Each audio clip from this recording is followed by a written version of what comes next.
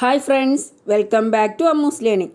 ഇന്ന് നമ്മൾ പഠിക്കുന്നത് 7th സ്റ്റാൻഡേർഡിലെ സോഷ്യൽ സയൻസ് ആണ്. അതിലെ 7th chapter earth and biosphere, ഭൂമിയും ജീവലോകവും. ഭൂമിയിലെ സകല ജീവജാലങ്ങളുടെയും നിലനിൽപ്പ് പ്രകൃതിയുമായി ബന്ധപ്പെട്ടതാണ്. ഈ ചാപ്റ്ററിൽ ജീവലോകവുമായി ബന്ധപ്പെട്ട ഒരുപാട് കാര്യങ്ങളും മനുഷ്യരുടെ പ്രവർത്തനങ്ങൾ അവയെ എങ്ങനെയൊക്കെ ബാധിക്കുന്നു എന്നുമാണ് വിശദമായി നമുക്ക് പഠിക്കാനുള്ളത്. തുടക്കത്തിൽ എർത്തിൻ്റെ ഒറിജിനുമായി ബന്ധപ്പെട്ട ഒരു ഡിസ്ക്രിപ്ഷനാണ് കൊടുത്തിരിക്കുന്നത്. എന്താണെന്ന് നോക്കാം. ഞാനിത് ഓരോ സെൻറ്റൻസായി വായിക്കുന്നില്ല. 4500 മില്യൺ വർഷങ്ങൾക്ക് മുൻപ് സൂര്യൻ്റെ ഒരു ഭാഗം വേറിട്ടു മാറി എക്സ്പ്ലോഷൻ ഉണ്ടായി, പൊട്ടിത്തെറിയുണ്ടായി. അതിൻ്റെ ഫലമായി എർത്ത് ഉൾപ്പെടുന്ന 8 പ്ലാനറ്റ്സും പിന്നെന്താണ് അവയുടെ സാറ്റലൈറ്റ്സും ഉണ്ടായി. സൂര്യനിൽ ഉണ്ടായ സ്ഫോടനത്തിൻ്റെ ഫലമായി ഭൂമി ഉൾപ്പെടുന്ന 8 ഗ്രഹങ്ങളും അവയുടെ ഉപഗ്രഹങ്ങളും ഉണ്ടായി. തുടർച്ചയായ തിളച്ചുമറിയലിനെ തുടർന്ന് ഭാരം കൂടിയ മെറ്റീരിയൽസൊക്കെ എർത്തിൻ്റെ സെൻറ്ററിൽ കേന്ദ്രീകരിക്കുകയും ലൈറ്റർ മെറ്റീരിയൽസ്, ഭാരം കുറഞ്ഞ വസ്തുക്കൾ, അതിനു മുകളിൽ ഒരു ലെയറായി കാണപ്പെട്ടു. മനസ്സിലായോ? എർത്തിന് ചുറ്റും ഒരു ഔട്ടർ ലെയർ ഓഫ് ഗ്യാസ് ഉണ്ടായി. ഈ പ്രോസസ്സ് ഇങ്ങനെ കുറേ മില്യൺ വർഷം തുടർന്നപ്പോൾ earth surface remain very hot. എർത്തിൻ്റെ സർഫസ് എങ്ങനെയായി? വളരെയധികം ചൂടുള്ളതായി. Water vapor and other gases came out from the interior of the earth through continuous and extensive volcanic eruptions. തുടർച്ചയായ വലിയ തോതിലുള്ള അഗ്നിപർവ്വത സ്ഫോടനങ്ങളിലൂടെ എർത്തിൻ്റെ ഉള്ളിൽ നിന്നും വാട്ടർ വേപ്പറും ഗ്യാസസും പുറത്തു വരാൻ തുടങ്ങി. ഈ വാട്ടർ വേപ്പർ തണുത്ത് മേഘങ്ങളാകുകയും പിന്നെന്ത് ചെയ്തു? ഈ മേഘം തണുത്ത് ഒരുപാട് വർഷങ്ങൾ നീണ്ടു നിൽക്കുന്ന മഴയുമുണ്ടായി. ഇങ്ങനെ ഒരുപാട് വർഷം നീണ്ടുനിന്ന മഴയിൽ താഴ്ന്ന പ്രദേശങ്ങളൊക്കെ വെള്ളത്തിനടിയിലാവുകയും സമുദ്രങ്ങൾ ഉണ്ടാവുകയും ചെയ്തു. പിന്നെയും ഒരുപാട് 1000 വർഷങ്ങൾക്ക് ശേഷമാണ് ഭൂമിയിൽ ആദ്യമായി ജീവൻ ഉണ്ടായത്. പിന്നെ 1000 സ്പീഷീസിലുള്ള ഒരുപാട് സ്പീഷീസിലുള്ള പ്ലാന്റ്സും ആനിമൽസും ഉണ്ടായി. ലാസ്റ്റാണ് ഹ്യൂമൻ ബീയിങ്സ് ഉണ്ടായത്, മനുഷ്യനുണ്ടായത് ലാസ്റ്റാണ്. ഇതിൽ നിന്നും നമുക്ക് മനസ്സിലായ കാര്യം എന്താണ്? When did this incident which led to the birth of the earth take place? എർത്തിൻ്റെ ഒറിജിനുമായി ബന്ധപ്പെട്ട സംഭവം നടന്നത് എന്നാണ് 4500 മില്യൺ ഇയേഴ്സ് അഗോ. ഇനി how did the planets including the earth and their satellites form? എങ്ങനെയാണ് എർത്ത് ഉൾപ്പെടുന്ന പ്ലാനറ്റ്സും അവയുടെ ഉപഗ്രഹങ്ങളും ഉണ്ടായത്? എങ്ങനെയാണ്? A part of the sun got separated and exploded. The resultant pieces of the explosion became 8 planets including the earth and their satellites. അല്ലേ? പിന്നെ അതുപോലെ എർത്തിൻ്റെ സർഫസ് വളരെയധികം ചൂടുള്ളതാകാൻ കാരണം എന്താണ്? ഈ എക്സ്പ്ലോഷൻ്റെ ഫലമായുണ്ടായ ഗ്യാസസ് എർത്തിനു ചുറ്റും ഒരു ലെയറായി കാണപ്പെട്ടു. ഒരുപാട് മില്യൺസ് വർഷങ്ങൾ വരെ ഈ പ്രവർത്തനം തുടർന്നപ്പോൾ എർത്ത് സർഫസ് എന്തായി മാറി? ഹോട്ടായി മാറി. അല്ലേ? അതുപോലെ സമുദ്രങ്ങൾ ഉണ്ടായത് എങ്ങനെയാണ്? How were oceans formed? Water vapour and other gases came out from the interior of the earth through continuous and extensive volcanic eruptions. This water vapour cooled down to form clouds and led to rains that lasted for many years. Low-lying areas on the surface of the earth were flooded, thus oceans were formed. അതുപോലെ ഒരുപാട് വർഷങ്ങൾക്ക് ശേഷം ജീവൻ ഭൂമിയിൽ ഉണ്ടായി എങ്കിലും ഏറ്റവും അവസാനമുണ്ടായ animal human beings ആണ്. മനസ്സിലായല്ലോ? അപ്പോൾ ഇത്രയും കാര്യങ്ങൾ ഒന്നുകൂടി ഞാൻ പറഞ്ഞതാണ്. അപ്പോൾ എർത്തിൽ land, water, air, life forms ഇതൊക്കെ ഉണ്ടായത് എങ്ങനെയാണെന്നുള്ള സയൻറ്റിഫിക് എക്സ്പ്ലനേഷനാണ് നമ്മൾ പറഞ്ഞത്. അല്ലേ? ഇതിനെ നമുക്ക് ഓരോ സ്ഫിയറായിട്ട് തിരിച്ചു കഴിഞ്ഞാൽ, അതായത് ഓരോ മണ്ഡലമായി തിരിച്ചു കഴിഞ്ഞാൽ ലാൻഡിനെ ലിത്തോസ്ഫിയർ എന്നും എയറിനെ അറ്റ്മോസ്ഫിയർ എന്നും വാട്ടറിനെ ഹൈഡ്രോസ്ഫിയർ എന്നും പറയാം. അപ്പോൾ what are the basis for the existence of biosphere എന്ന് ചോദിച്ചാൽ earth's lithosphere, atmosphere and hydrosphere are the basis of the existence of biosphere. ഇനി വേറൊരു രീതിയിൽ ചോദിക്കുകയാണ്, what spheres are contained in the biosphere? ബയോസ്ഫിയറിൽ വരുന്ന സ്ഫിയേഴ്സ് ഏതൊക്കെയാണ്? ലിത്തോസ്ഫിയർ അതായത് land, atmosphere air, hydrosphere water. മനസ്സിലായോ? ഇതിൽ നമുക്ക് ഫസ്റ്റ് ലിത്തോസ്ഫിയർ നോക്കാം. Huge mountains, broad plateaus, expansive plains, coastal areas, deserts, islands and various land forms under Ocean. ഇങ്ങനെ ഒരുപാട് വൈവിധ്യങ്ങൾ നിറഞ്ഞതാണ് എർത്ത് സർഫസിലെ ലിത്തോസ്ഫിയർ എന്ന് പറയുന്നത്. അതായത് ഭൂമിയുടെ ഉപരിതലത്തിൽ കാണുന്ന പർവ്വതങ്ങൾ, താഴ്വരകൾ, പീഠഭൂമികൾ, സമതലങ്ങൾ, മരുഭൂമികൾ, ദ്വീപുകൾ, പിന്നെന്താണ് അതുപോലെ ഓഷൻസിൻ്റെ അടിയിലും ഇതുപോലുള്ള സോളിഡ് പോർഷൻസ് ഉണ്ട്. ഇതെല്ലാം ചേരുന്നതാണ് ലിത്തോസ്ഫിയർ. മനസ്സിലായോ? The solid portion of the earth which contains all the land forms, rocks and soil is called the lithosphere. മനസ്സിലായല്ലോ? നമ്മുടെ ഭൂമിയിൽ ഉപരിതലത്തിൽ കാണുന്ന ഖരാവസ്ഥയിലുള്ള ലാൻഡ് ഫോംസ് എല്ലാം. ലോകത്തിലെ ഏറ്റവും ഹയസ്റ്റ് പീക്കായ ഏതാണ്? ഉയരം കൂടിയ കൊടുമുടി ഏതാണ്? മൗണ്ട് എവറസ്റ്റ് അല്ലേ? അതുപോലെ ഡീപ്പസ്റ്റ് ട്രെഞ്ച്, ആഴം കൂടിയ ഗർത്തം ഏതാണ്? ചലഞ്ചർ ഗർത്തം, പസഫിക് ഓഷനിലെ ചലഞ്ചർ ഡീപ്പ്. ഇതെല്ലാം ലിത്തോസ്ഫിയറിൽ വരും. അപ്പോൾ വാട്ട് ഈസ് ലിത്തോസ്ഫിയർ എന്ന് പറയാം? The solid portion of the earth which contains all the land forms, rocks and soil is called the lithosphere. മനസ്സിലായോ? What are the major land forms of lithosphere? ലിത്തോസ്ഫിയറിൽ വരുന്ന major land forms ഏതൊക്കെയാണ്? Huge mountains, broad plateaus, expansive plains, coastal areas, deserts, islands, the solid portion under the sea. ഏതൊക്കെയാണ്? വലിയ വലിയ പർവ്വതങ്ങൾ, വിശാലമായ താഴ്വരകൾ, expansive പരന്നു കിടക്കുന്ന സമതലങ്ങൾ, കോസ്റ്റൽ ഏരിയാസ് തീരപ്രദേശങ്ങൾ, മരുഭൂമികൾ, ഐലൻഡുകൾ, അതുപോലെ സമുദ്രത്തിനടിയിൽ വരുന്ന സോളിഡ് പോർഷൻസ് ഖരാവസ്ഥയിലുള്ള ഭാഗങ്ങൾ. ഇതെല്ലാം ലിത്തോസ്ഫിയറിലെ ലാൻഡ് ഫോംസ് ആണ്. Name the highest peak on the surface of the earth. Mount Everest. Earth സർഫസിൽ വരുന്ന ഹയസ്റ്റ് പീക്ക് കൊടുമുടി ഏതാണ്? Mount Everest. Name the deepest portion on the earth lithosphere. എർത്തിലെ ലിത്തോസ്ഫിയറിലെ ഏറ്റവും ഡീപ്പസ്റ്റ് ആഴം കൂടിയ പോർഷൻ ഏതാണ്? Challenger Deep. അതെവിടെയാണ്? Pacific Ocean. പസഫിക് ഓഷനിലെ ചലഞ്ചർ ഡീപ്പാണ്. ഇനി ടെക്സ്റ്റിൽ കുറച്ച് ലാൻഡ് ഫോംസ് തന്നിട്ടുണ്ട്. ഏതൊക്കെയാണ്? Mountains, plateaus, plains. ഒന്നാമത്തേത് മൗണ്ടൻസ് നോക്കാം. എന്താണ്? പർവ്വതങ്ങൾ അല്ലേ? Mountains, land forms having an altitude of more than 900 meters above the mean sea level and with steep slopes. സമുദ്രനിരപ്പിൽ നിന്നും 900 meters ഉയരത്തിലും സ്ലോപ്പോട് കൂടിയതുമായ ലാൻഡ് ഫോംസ് ആണ് മൗണ്ടൻസ് എന്ന് പറയുന്നത്. അതായത് സമുദ്രനിരപ്പിൽ നിന്നും 900 meters ഉയരവും ചെങ്കുത്തായ ചരിവോട് കൂടിയതുമായ ലാൻഡ് ഫോംസ് ആണ്. മനസ്സിലായോ? മൗണ്ടൻസ് എന്താണ്? Land forms having an altitude of more than 900 meters above the mean sea level and with steep slopes. അടുത്തത് പ്ലേറ്റ്യൂസ്, പീഠഭൂമികൾ. Land forms with almost flat top and which stands at a comparatively higher elevation than the surroundings. എന്താണ് പറയുന്നത്? അതിന് top എന്ന് പറയുന്നത് flat ആയിരിക്കും. പിന്നെന്താണ്? മറ്റു ചുറ്റുമുള്ള പ്രദേശങ്ങളെ അപേക്ഷിച്ച് ഹയർ എലിവേഷനാണ്, ഉയരത്തിലുള്ളതുമായ പ്രദേശമാണ്. എന്താണ്?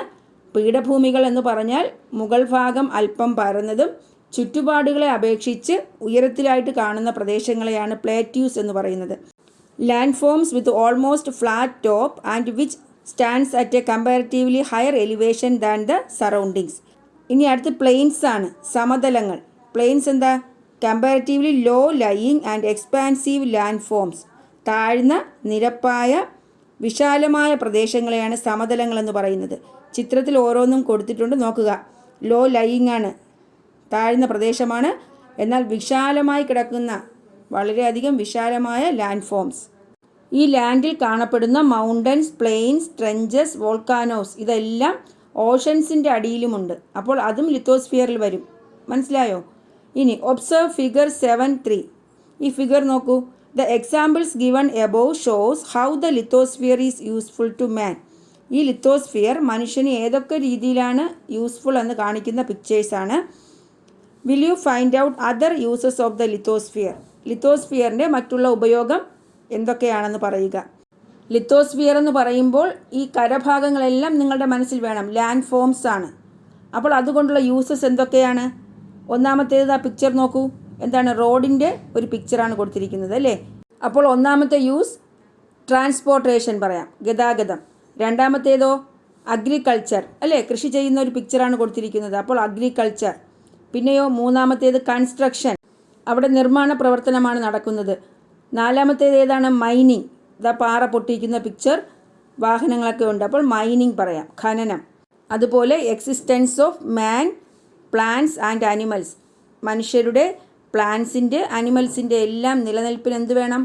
സോയിൽ വേണം. അതുകൊണ്ട് നമുക്ക് ലിത്തോസ്ഫിയറിൻ്റെ യൂസിൽ അതുകൂടി എഴുതാം. Existence of man, plants and animals. മനസ്സിലായോ? അപ്പോൾ നമ്മൾ പഠിച്ചത് എന്താണ്?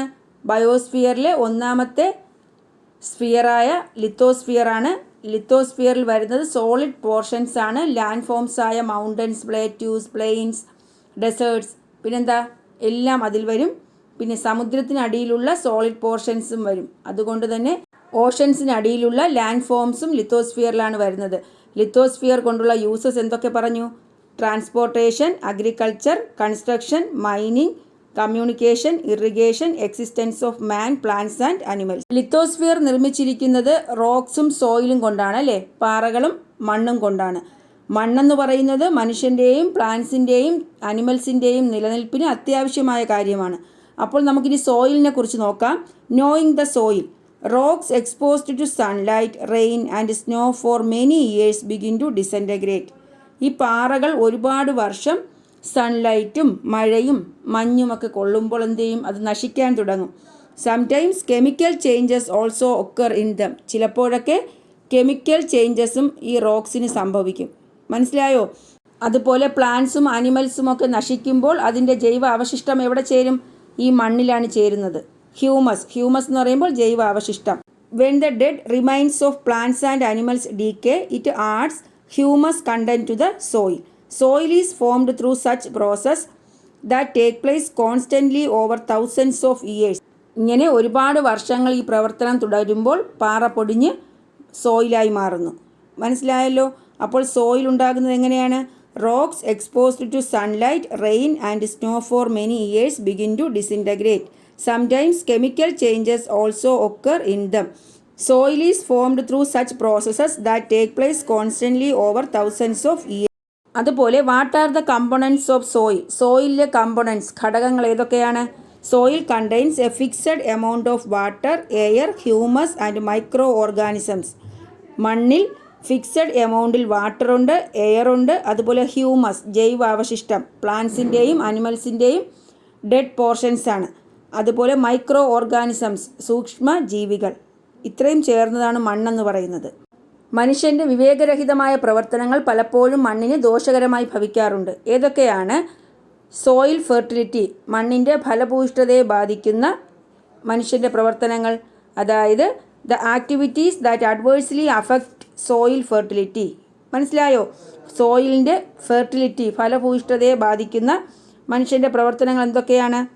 എക്സസീവ് യൂസ് ഓഫ് ഫെർട്ടിലൈസേഴ്സ്, വളങ്ങൾ അമിതമായി ഉപയോഗിക്കുന്നത് അല്ലേ? എക്സസീവ് യൂസ് ഓഫ് പെസ്റ്റിസൈഡ്സ്, കീടനാശിനികൾ അമിതമായി ഉപയോഗിക്കുന്നത്. അതുപോലെ ഡിസ്പോസൽ ഓഫ് പ്ലാസ്റ്റിക് മെറ്റീരിയൽസ് ഒക്കെ മണ്ണിൽ വലിച്ചെറിയുന്നത്. അപ്പോൾ എന്തൊക്കെ പറയാം? സോയിൽ ഫെർട്ടിലിറ്റിയെ ബാധിക്കുന്ന ഫാക്ടേഴ്സ് അല്ലെങ്കിൽ ആക്ടിവിറ്റീസ് എന്തൊക്കെയാണ്? Excessive use of fertilisers, excessive use of pesticides, disposal of plastic materials. ഇനിയൊരു ക്വസ്റ്റിനെയർ തയ്യാറാക്കാനാണ് പറയുന്നത്. എന്തിനുള്ള ക്വസ്റ്റിനെയറാണ്? നിങ്ങളുടെ സ്കൂളിലേക്ക് അടുത്തുള്ള അഗ്രികൾച്ചറൽ ഓഫീസറിനെ ഇൻവൈറ്റ് ചെയ്തിട്ട് അദ്ദേഹത്തോട് സോയിൽ കൺസർവേഷനെ സംബന്ധിച്ച ക്വസ്റ്റ്യൻസ് ചോദിക്കുക. മണ്ണ് സംരക്ഷണത്തെ സംബന്ധിച്ച നിങ്ങളുടെ ഡൗട്ട്സൊക്കെ ചോദിക്കുക. അതിനു പറ്റിയ ക്വസ്റ്റ്യൻസ് തയ്യാറാക്കുക. അതിനുള്ള ക്വസ്റ്റ്യൻസിനെയാണ് ക്വസ്റ്റിനെയർ എന്ന് പറയുന്നത്. നമ്മൾ ചോദിക്കാൻ ഉദ്ദേശിക്കുന്ന ക്വസ്റ്റ്യൻസ് ഉൾപ്പെടുന്ന ചോദ്യാവലിയാണ് ക്വസ്റ്റിനെയർ എന്ന് പറയുന്നത്. അപ്പോൾ എന്തൊക്കെ ക്വസ്റ്റ്യൻസ് ചോദിക്കാം? ഹൗ ഈസ് സോയിൽ ഫോംഡ് അല്ലേ? എങ്ങനെയാണ് മണ്ണുണ്ടാകുന്നത്? Which soil is suitable for planting process? What are the methods of soil conservation? How can we control pest? How does the soil loses its fertility? Which is the most fertile soil? Which type of pesticide is good to control pest? What are the methods for preventing soil erosion? What are the activities done by human that destroy the fertility of the soil? ഓരോ ക്വസ്റ്റിൻ്റെയും meaning മനസ്സിലായോ? പരിചയമില്ലാത്ത വാക്കുകളുടെ meaning പറയാം. Pest എന്ന് വെച്ചാൽ കീടങ്ങൾ, fertility എന്ന് വെച്ചാൽ ഫലഭൂയിഷ്ഠത, പിന്നെ പെസ്റ്റിസൈഡ്സ് എന്ന് വെച്ചാൽ കീടനാശിനി, സോയിൽ ഇറോഷൻ മണ്ണൊലിപ്പ്. ക്വസ്റ്റ്യൻസ് വായിച്ചാൽ നിങ്ങൾക്ക് മനസ്സിലാകും. ഇതുപോലൊരു ക്വസ്റ്റിനെയർ തയ്യാറാക്കാൻ കഴിഞ്ഞ വർഷത്തെ എക്സാമിന് ചോദിച്ചിരുന്നു. അഗ്രികൾച്ചറൽ ഓഫീസറിനെ ഇൻ്റർവ്യൂ ചെയ്യാനുള്ള ക്വസ്റ്റ്യൻസ് തയ്യാറാക്കുക എന്ന്. മനസ്സിലായല്ലോ? ഇനി it takes more than 1000 years to form 1 inch of soil. 1 inch soil ഉണ്ടാകാൻ 1000 yearsൽ കൂടുതലെടുക്കും. മനസ്സിലായോ? 1 ഇഞ്ച് സോയിൽ, 1 ഇഞ്ച് മണ്ണുണ്ടാകാൻ 1000ൽ കൂടുതൽ വർഷങ്ങളാണ് എടുക്കുന്നത്. അപ്പോൾ ഇങ്ങനെ ഉണ്ടാകുന്ന മണ്ണിനെയാണ് മനുഷ്യൻ്റെ വിവേകരഹിതമായ പ്രവർത്തനങ്ങൾ കൊണ്ട് നാശമാക്കുന്നത്. They affect not just the soil but also the lithosphere. ഇത് മണ്ണിനെ മാത്രമല്ല ലിത്തോസ്ഫിയറിനെയാണ് ബാധിക്കുന്നത്. അങ്ങനെ മണ്ണിനെയും അല്ലെങ്കിൽ ലിത്തോസ്ഫിയറിനെയും ബാധിക്കുന്ന പ്രവൃത്തികൾ ഏതൊക്കെയാണ്, ആക്ടിവിറ്റീസ് ഏതൊക്കെയാണ്? പാഡി ഫീൽഡ്സ് ലെവലിംഗ്, വയലുകൾ നികത്തുന്നത് അല്ലേ. വയലുകൾ നികത്തി കെട്ടിടങ്ങൾ പണിയാറുണ്ട്. അങ്ങനെ വയലുകൾ നികത്തുമ്പോൾ ജലത്തെ സംഭരിച്ചു വയ്ക്കാനുള്ള വയലുകളുടെ കഴിവില്ലാതാകുന്നു. അതുപോലെ ചുടുകല്ലുകൾ നിർമ്മിക്കാൻ വേണ്ടി വയലിൽ നിന്നും അമിതമായി ക്ലേ, അതായത് കളിമണ്ണ് എടുക്കാറുണ്ട്. Clay stores water in paddy fields. വയലുകളിൽ വാട്ടർ സ്റ്റോർ ചെയ്ത് വയ്ക്കുന്നത് ക്ലേ ആണ്. If there is no clay there will be no paddy field. Clay ഇല്ലെങ്കിൽ വയലുകളും ഇല്ല. ചില സ്ഥലങ്ങളിലൊക്കെ ക്ലേ റിമൂവ് ചെയ്തിട്ട് അതിനടിയിൽ നിന്നും മണലും എടുക്കാറുണ്ട്. മനസ്സിലായോ? അപ്പോൾ ഒന്നാമത്തേത് ലെവലിംഗ് ഓഫ് പാഡി ഫീൽഡ്സ്, നെൽവയലുകൾ നികത്തുന്നത്. രണ്ടാമത്തേത് സാൻഡ് മൈനിങ് ഇൻ റിവേഴ്സ്, നദികളിൽ നിന്നും മണൽ ഊറ്റുന്നത്.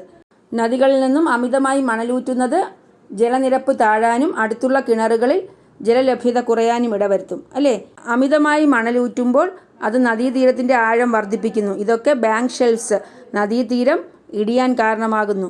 മനസ്സിലായോ? ലിത്തോസ്ഫിയറിനെ ബാധിക്കുന്ന അടുത്ത ആക്ടിവിറ്റിയാണ് ഡിസ്ട്രക്ഷൻ ഓഫ് ഹിൽസ്, കുന്നുകൾ ഇടിച്ചു നിരത്തുന്നത് അല്ലേ. Destruction of hills is common in Kerala now. Hills are naturals water reservoirs. വാട്ടറിൻ്റെ ഒരു ഉറവിടമാണ് ഹിൽസ് എന്ന് പറയുന്നത്. ഇപ്പോൾ hill mining affect the water availability അല്ലേ. കുന്നുകൾ ഇടിച്ചു നിരത്തുന്നത് വാട്ടർ അവൈലബിലിറ്റിയെ ബാധിക്കുന്ന ഒന്നാണ്. അപ്പോൾ എന്തൊക്കെയാണെന്ന് മനസ്സിലായല്ലോ. ലിത്തോസ്ഫിയറിനെ അല്ലെങ്കിൽ സോയിലിനെ ബാധിക്കുന്ന ആക്ടിവിറ്റീസ് ആണ് levelling of paddy fields, sand mining in rivers, destruction of hills. ഇനി വേറെ ഏതൊക്കെ ആക്ടിവിറ്റീസ് നമുക്ക് പറയാം. What are the other activities that destroy soil? Deforestation, വനനശീകരണം. അൺസയൻറ്റിഫിക് അഗ്രികൾച്ചറൽ പ്രാക്ടീസസ്, അശാസ്ത്രീയ കൃഷിരീതി. ഇംപ്രോപ്പർ വേസ്റ്റ് ഡിസ്പോസൽ, യോജിച്ച രീതിയിലല്ലാത്ത വേസ്റ്റ് നിർമ്മാർജ്ജനം. പിന്നെ എന്തൊക്കെ പറയാം? നമ്മളിപ്പോൾ പറഞ്ഞ ഈ കാര്യങ്ങളും പറയാം. Destruction of hills, sand mining, levelling of paddy fields, അങ്ങനെ ഒരുപാട് കാര്യങ്ങൾ പറയാം. ഇപ്പോൾ നമ്മൾ പറഞ്ഞത് ലിത്തോസ്ഫിയറിനെ ബാധിക്കുന്ന ആക്ടിവിറ്റീസ് ആണ്. അത് ഓരോന്നും എങ്ങനെയാണ് ലിത്തോസ്ഫിയറിനെ ബാധിക്കുന്നത്? How will the following human activities affect the lithosphere? ഒന്നാമത്തേത് filling up paddy fields, scarcity of water, destruction of water beings. Scarcity of water, ജല ദൗർലഭ്യത. ഡിസ്ട്രക്ഷൻ ഓഫ് വാട്ടർ ബീയിങ്സ്, ജലജീവികൾ നശിക്കാൻ കാരണമാകുന്നു. ഇനി അതിൽ വരുന്ന ഒന്നാണ് ബ്രിക്സ് മേക്കിംഗ്, ചുടുകൾ നിർമ്മാണം. വയലുകളിൽ നിന്നും ക്ലേ എടുത്ത് ചുടുകൾ നിർമ്മിക്കുന്നത്. വാട്ടർ സ്കാർസിറ്റി, ജലലഭ്യത കുറയ്ക്കുന്നു. Paddy cultivation is not possible, നെൽകൃഷി നടത്താൻ സാധിക്കാതെ വരുന്നു. അടുത്ത് സാൻഡ് മൈനിങ്, മണൽ ഖനനം. വാട്ടർ സ്കാർസിറ്റി, അതും ജലലഭ്യത കുറയ്ക്കുന്നു. ബാങ്ക് ഷെൽവിംഗ്, നദീതീരം ഇടിയാൻ കാരണമാകുന്നു. ഡിസ്ട്രക്ഷൻ ഓഫ് ഹിൽസ്, കുന്നുകൾ നിരത്തുന്നത്. എൻവയോൺമെൻറ്റൽ പ്രോബ്ലംസ്, വാട്ടർ സ്കാർസിറ്റി, അതുപോലെ പരിസ്ഥിതി പ്രശ്നങ്ങൾ. ഡീഫോറസ്റ്റേഷൻ, വനനശീകരണം. കോസസ് ഫോർ ക്ലൈമാറ്റിക് ചേഞ്ച്, കാലാവസ്ഥാ വ്യതിയാനം. Water scarcity. പിന്നെ എന്ത് പറയാം? അൺസയൻറ്റിഫിക് അഗ്രികൾച്ചർ, അശാസ്ത്രീയ കൃഷിരീതി. Changing the structure of the soil, അതുപോലെ ഡിസീസസ്. പെസ്റ്റിസൈഡ്സ് ഒക്കെ ഉപയോഗിക്കുമ്പോൾ ഡിസീസസ് ഉണ്ടാകും. അതുപോലെ സോയിലിൻ്റെ സ്ട്രക്ചർ മാറാൻ കാരണമാകും. അടുത്ത് വേറൊരു ക്വസ്റ്റ്യൻ ഉണ്ട്. How will hill mining affect the water availability? Hill mining, കുന്നുകൾ ഖനനം ചെയ്യുന്നത് വാട്ടറിൻ്റെ അവൈലബിലിറ്റിയെ എങ്ങനെയാണ് ബാധിക്കുന്നത്? എന്തു പറയാം? Hills are naturals water reservoirs, ജലസംഭരണികളാണ് കുന്നുകളെന്ന് പറയുന്നത്. Now hills are destroyed for other purposes, എന്നാൽ ഇപ്പോൾ കുന്നുകൾ മറ്റുള്ള ആവശ്യങ്ങൾക്ക് വേണ്ടി നശിപ്പിക്കുകയാണ്.